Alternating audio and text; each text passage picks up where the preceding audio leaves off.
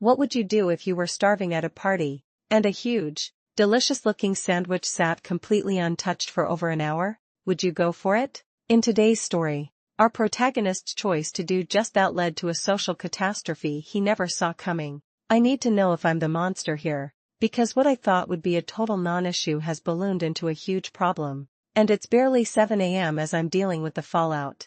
I figure while I wait for a text back, I can see if what I did was really that bad. First off, there's no way around it. I'm a big guy. I'm a big fat ass. And I love to eat. Probably to a degree that borders on addiction. But I've always figured that since I'm only hurting myself, it's better to just live my life. I have some great friends, but in our otherwise pretty good-looking group, there's no doubt that I'm the harmless, funny token fat guy. I guess that sets the stage enough. Last night, my friend Mark hosted a UFC fight night, and I was invited. He'd gone all out and gotten a 6-foot party sub, not wanting to show up empty-handed. I also brought a big batch of my specialty, homemade wings that are kind of famous in our circle. As soon as I set them down, people flocked to the food. I managed to grab one serving of the sandwich, but when I turned back, my wings had been completely devoured. I didn't get to have a single one. Honestly, that was fine. That's why I brought them to share. But about an hour later, the hunger really hit me. My eyes kept drifting back to the party sub. I'd say there was still about 3 feet of it left, just sitting on the counter. I decided to be patient.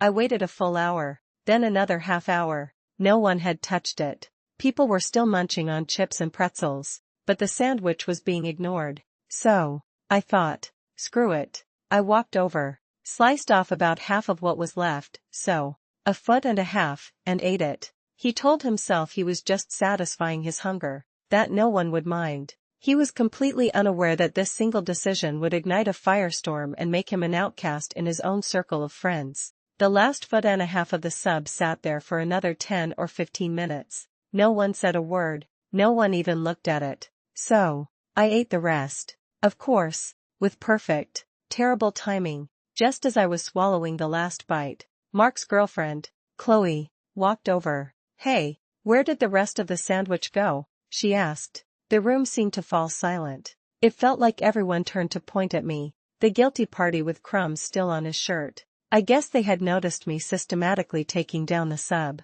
Chloe's face went from confused to furious. "You are an incredible pig," she spat, her voice sharp. "How could you be so selfish as to eat 3 feet of a sandwich by yourself?" I felt my face flush, and a wave of shame washed over me. "I'm so sorry," I stammered. "I really did wait over an hour. I just thought people were done with it."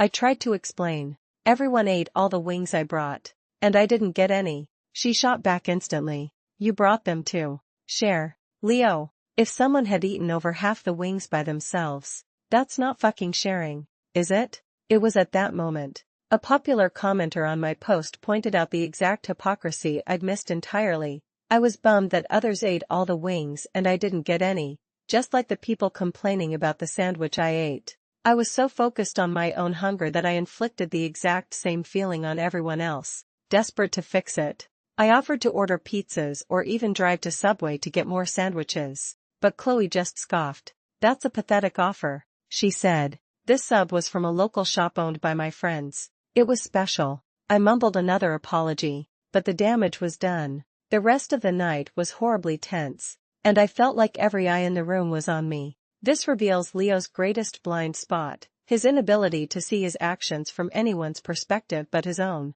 His hunger had made him forget the unspoken rules of sharing, a mistake that would cost him dearly. As another commenter later explained, there's a certain etiquette to parties. You should always try to leave at least one portion of food left. It signals to the host that they provided enough and leaves something for any latecomers. Unless it's a last slice of pizza situation where you announce it, you just don't finish off the communal food. The nightmare continued this morning. I woke up to a string of texts from my own twin sisters, who happened to be Chloe's best friends. The messages were brutal, saying I needed to get my shit under control, that everyone was mad at me, and that I had embarrassed myself. I tried to text back and explain my mindset from last night, but they've left me on read. To be clear, this wasn't a standard Subway party sub.